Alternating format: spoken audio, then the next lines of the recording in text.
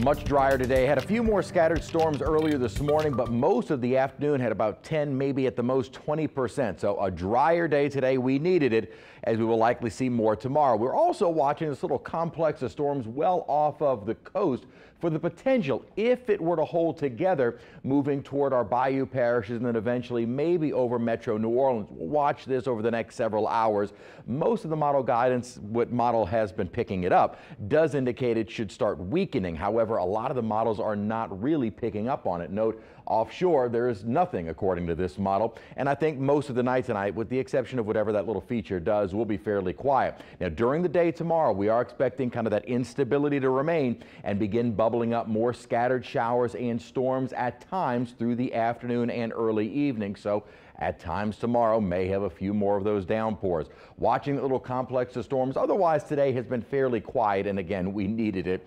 We'll have a wetter day tomorrow, but then kind of a stretch of dry and hotter days coming. We've been under partly to mostly cloudy skies out over downtown at the moment. 83 degrees at Kenner.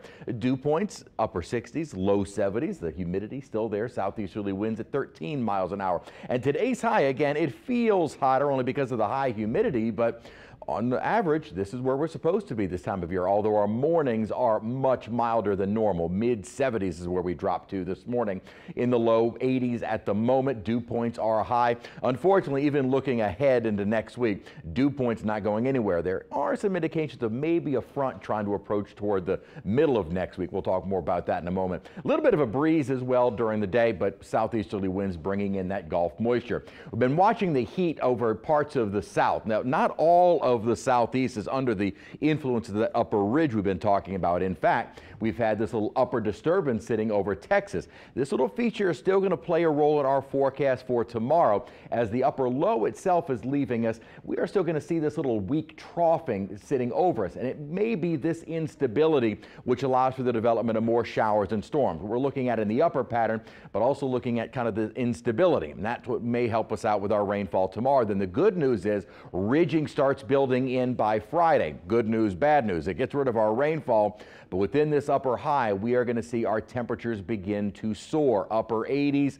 And I do now put us at around 90 degrees for maybe Sunday and Monday. Now, it looks like it's not going to last for very long. In fact, toward the early middle part of next week, the upper ridging starts to weaken and an upper trough, little cutoff low begins to move in. That should increase rain chances once again and maybe push a front into the area. Right now, though, we've got the activity out to our west and that activity that has sparked this little spin that is in the Gulf. What this is called is MCV, a mesocyclone convective vortex. It's basically a little circulation of thunderstorms which are kind of independent of any other systems. And this little feature, if it were to continue, again, here's another computer model, not really detecting that at all. So models with these little features do struggle quite often, which does make this time of year with regards to figuring out forecasting trends with rain very, very suspect. 50–60% I think during the day tomorrow. Here's another little complex, this model having a little bit farther to our north during the day tomorrow with a round of some showers maybe later in the day. Friday does look a bit drier as that upper ridging starts building in. So another day of some scattered showers and thunderstorms. Low end threat for some severe weather, mainly from gusty winds. Slightly higher threat for maybe more scattered downpours that could lead to flooding. And then about a 20% chance of rain. Not going to take out rain chances completely, but more isolated in nature within the ridge.